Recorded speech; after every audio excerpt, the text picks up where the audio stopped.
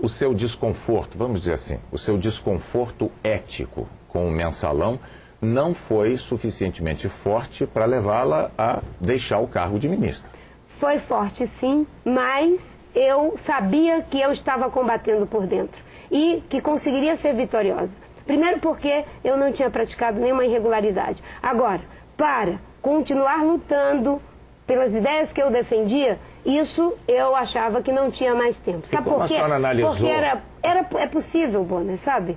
Juntar as duas coisas. Existe uma ideia dentro do governo, dos demais partidos, na sociedade, que meio ambiente e desenvolvimento são incompatíveis. E eu conheço muitas empresas que já estão fazendo da defesa do meio ambiente uma grande oportunidade para gerar emprego, para gerar melhoria de vida das pessoas. E posso te dizer uma coisa, toda vez que as pessoas me dizem, mas Marina, as pessoas não entendem isso que você está falando. Eu digo, elas entendem sim. Entendem, Fátima. Aqui no Rio de Janeiro, quando as casas foram... Não, só concluindo, Bonner. Eu peço para interromper, porque em nome do público. Isso, porque tá bom, a pergunta que eu lhe dirigi era sobre um momento muito específico da história e eu queria que a senhora tratasse dessa questão polêmica e não fosse para outro assunto. Eu estou consumindo 30 segundos da entrevista para fazer esse esclarecimento e eu lhe devolverei para a entrevista. Eu só queria que a senhora esclarecesse para mim qual foi, de que maneira a senhora viu a saída de alguns colegas seus, então, de PT, alguns, inclusive, fundadores do partido, que deixaram o partido indignados na época do mensalão, chorando. Como a senhora viu a ação deles, que não foi a ação que a senhora teve naquela ocasião? Bem, eu permaneci no partido e fiquei igualmente indignada. Fiz o combate a minha vida inteira contra a corrupção. E acho que a corrupção, Bonner, é o pior câncer da sociedade.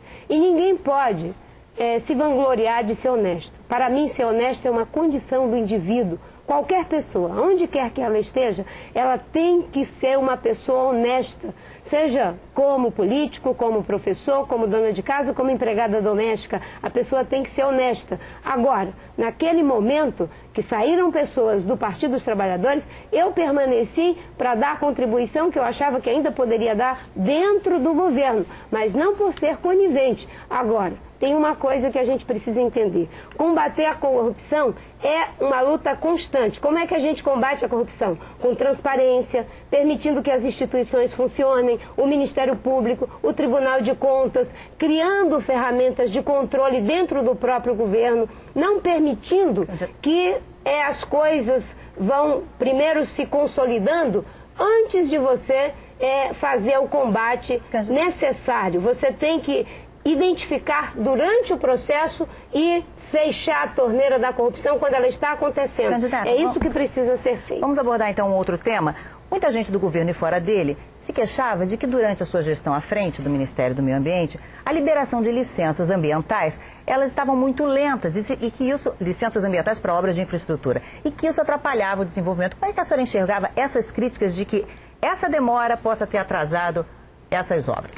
Olha, naquela época até com uma certa naturalidade. Sabe por quê? Porque o Ministério estava todo desestruturado e eu tinha que fazer concurso, eu tive que criar várias diretorias e coordenadorias. Só que quando nós começamos a arrumar a casa, aumentou significativamente as licenças. No governo anterior era uma média de 145 licenças por ano. Na minha gestão foi 265 licenças por ano. Agora, uma coisa eu posso te dizer, é possível aperfeiçoar o licenciamento? É possível aperfeiçoar.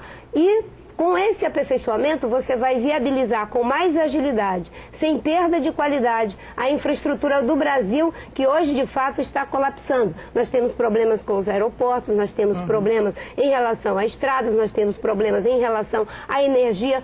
Tudo isso pode ser oferecido para a sociedade compatibilizando duas coisas. Meio ambiente, melhoria da vida das pessoas e o desenvolvimento que o Brasil precisa. Quer dizer, nesse caso, a senhora está dizendo que no caso da senhora, estando no governo, essa lentidão, ela, por exemplo, não vai provocar esse atraso ainda mais ou agravar ainda mais esses gargalos que a senhora citou, econômicos, e provocar, por exemplo, um setor energético, um risco de um novo apagão por demora na liberação dessas licenças? De jeito nenhum. Nós vamos trabalhar com o sentido de urgência que esse país tem para a sua infraestrutura, tanto em aeroportos como na questão da energia, das estradas, tudo que o Brasil precisa para se desenvolver, Fátima. E vamos fazer isso sem negligenciar os cuidados com o meio ambiente, mas tendo a clareza certeza de que o desenvolvimento do nosso país melhora a vida das pessoas. Sabe como melhora a vida das pessoas?